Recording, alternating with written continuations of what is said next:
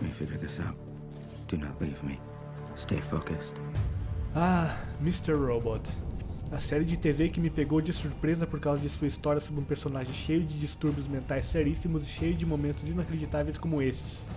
Elliot, who do you think you've been talking to? I'm sorry. Hey, no problem, Meister. Give me 4. Angela. Is there something you want to tell me?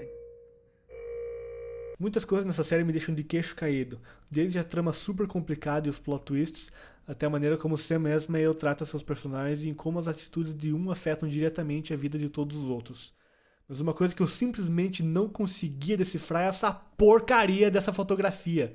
Por exemplo, essa cena que a Angela conversa com o Elliot na rua. Por que diabos a imagem tem tanto teto? Por que eles estão em cantos tão extremos um do outro na tela e por que diabos os cortes não correspondem com a direção que eles estão olhando? Ok. Para explicar isso, eu preciso voltar um pouco e explicar outra parada.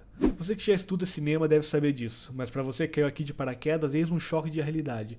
No cinema, e nisso eu incluo filmes, séries de TV, animações, até mesmo cutscenes de games, absolutamente tudo é planejado para que você veja exatamente o que está vendo.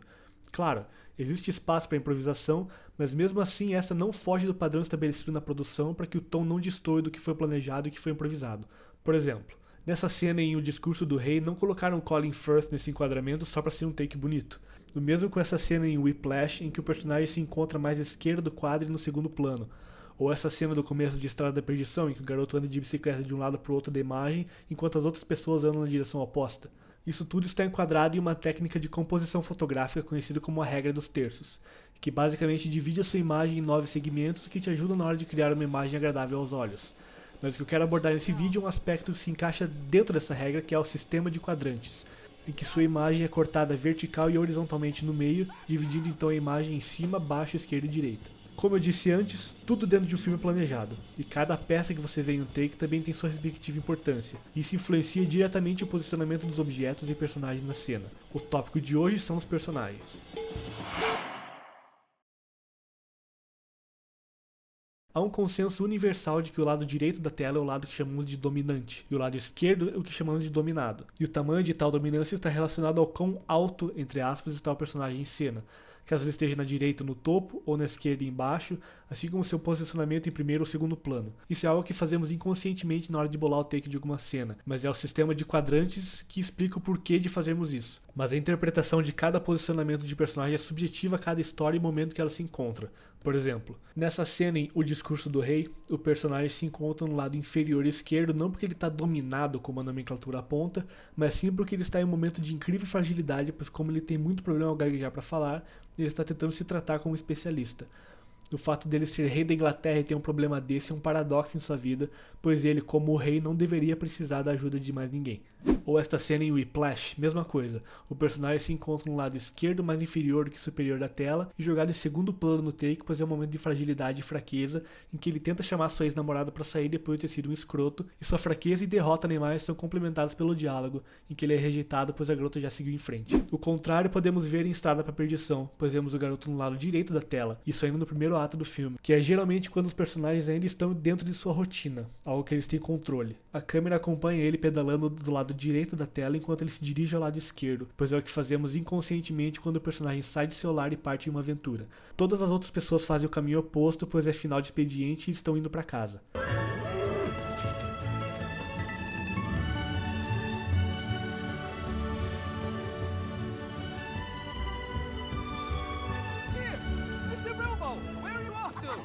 I'm already late. Late for what? I'm going on an adventure.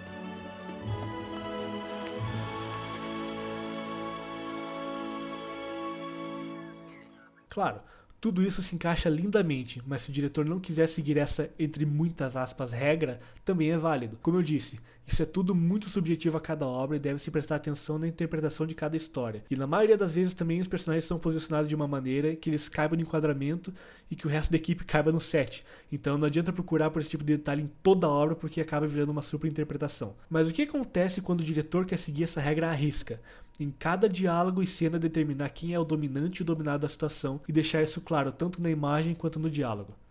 Bom, meus amigos, o que acontece é Mr. Robot. Voltemos ao diálogo de Elliot com Angela na primeira temporada.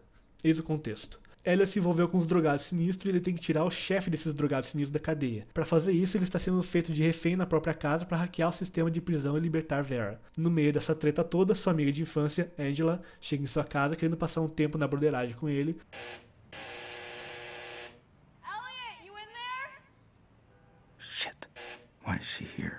E os drogados sinistros mandam Elliot se livrar dela. Angela está passando por momentos difíceis em que se sente desvalorizada e confusa, e Elliot, sob pressão, deve controlar a situação para protegê-la. Elliot se encontra do lado esquerdo da tela, o lado dominado, no quadrante inferior, pois está sob uma pressão incrível em que não tem controle da situação, e o seu controle vai definir a segurança da amiga. Angela se encontra do lado direito da tela, também no quadrante inferior, pois ela foi oferecer a Elliot a solução de outro problema em comum deles, mas é algo que ela mesma ainda não tem muita certeza de como resolver, por isso que ela foi falar com Elliot, e por isso o quadrante inferior. Com isso em mente, veja alguns trechos do diálogo e reparem como Elliot toma controle da situação na marra. Listen, Angela, now's I not. have an idea that will change the world. I know it sounds really stupid, but I know how to do it. Evil Corp, Angela, Vera, his brother, Darlene, Shayla. This is too much. I should just tell her what she wants to hear. Angela, trust yourself. You'll do what's right.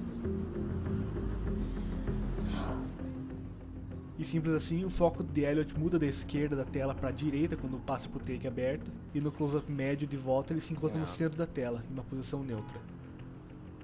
Tell her I say hi. Meu nome é César Moura, e estes foram seus 5 minutos de cinema.